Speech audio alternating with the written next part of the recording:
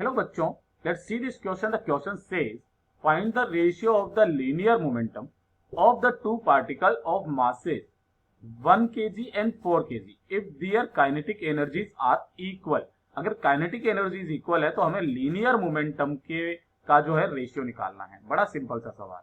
देखिएगा किस तरीके से हम लोग करते हैं सॉल्यूशन. ठीक है, हमने बोल दिया कि जो m1 है हमारे पास में दैट इज 1 kg है ना, और m2 जो है बेटा हमारे पास में वो है 4 kg. ओके, अब ध्यान से देखिएगा, इनकी काइनेटिक एनर्जी सेम है. काइनेटिक एनर्जी क्या है बेटा?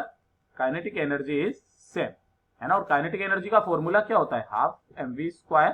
तो ध्यान से देखिएगा, ये हो जाएगा हमारे पास में हाफ m1 v1 का स्क्वायर प्लस हाफ वो इज इक्वल टू, ये इक्वल टू m2 v2 का स्क्वायर.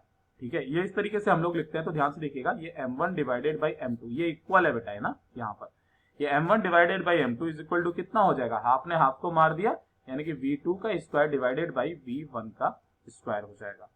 ठीक है, तो यानी कि जो v2 डिवाइडेड बाई v1 जो आ जाएगा हमारे पास में that is equal to under root m1 divided by under root m2.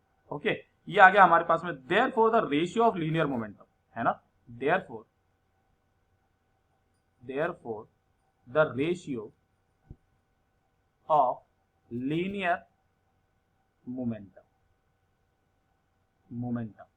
ठीक है बेटा, तो ये कितना हो जाएगा? ये हो जाएगा. अच्छा, लीनियर मोमेंटम क्या होता है हमारे पास में? m इंटू वी होता है ना, होता है या नहीं होता है ना. अब ये पूरा का पूरा ऑफ द टू पार्टिकल, दोनों पार्टिकल्स के लिए. तो ये कितना हो जाएगा हमारे पास में? P1 upon P2. अच्छा, लीनियर मोमेंटम को हम लोग P से बताते हैं, तो ये कितना हो जाएगा हमारे पास में? P1 अपॉन P2 हो जाएगा.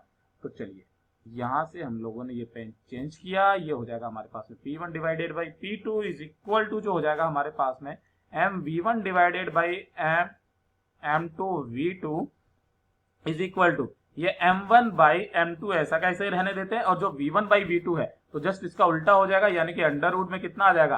ये आ जाएगा M2 डिवाइडेड बाई M1 आ जाएगा. ठीक है, चलिए इसको सोल्व कर लेते हैं. तो जो हमारे पास में P1 डिवाइडेड बाई P2 जो हो जाएगा दैट इज इक्वल टू ये अंडर रूट में कितना रह जाएगा? केवल हमारे पास में देखिए अंडर रूट m1, तो यहाँ पर अंडर रूट m2 नीचे रह जाएगा, अंडर रूट m1 ऊपर रह जाएगा, यानी कि under root m1 divided by under root m2. दोनों की वैल्यूज आपको दी गई है. m1 है हमारे पास में 1 है, m2 है हमारे पास में 4, दैट इज इक्वल टू 1/2 में जो हमारे पास में आंसर हो जाएगा P1 ratio P2 is equal to 1/2.